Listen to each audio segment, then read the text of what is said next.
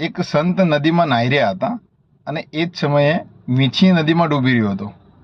વીંછીને ડૂબતા જોઈને સંતે એને બચાવવા માટે એને હાથમાં લીધો અને એને નદીની બહાર કિનારે મૂકવા જતા હતા. એ પહેલાં વીંછીએ એમના હાથમાં ડંખ માર્યો.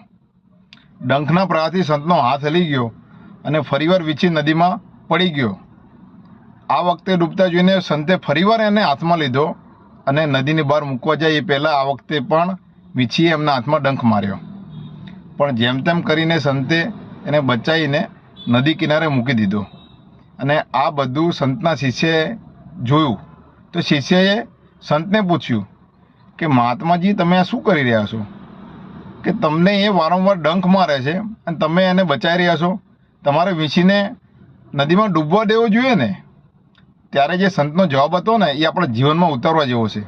સંતે કીધું કે વીંછીનો તો કામ છે ડંખ મારવું, પણ મારું ધર્મ અને મારું કર્તવ્ય એવું મને કહે છે કે મારે એને બચાવવો જોઈએ, એટલે મેં એને બચાવ્યો.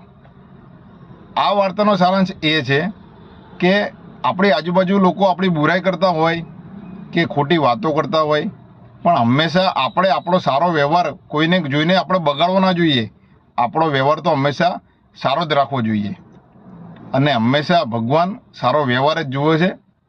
તમારે શું કહેવા વિડીયો છે? વિડીયો સારો લાગ્યો હોય લાઈક ફોલો શેર જરૂર કરો. જય માતાજી, જય ભારત.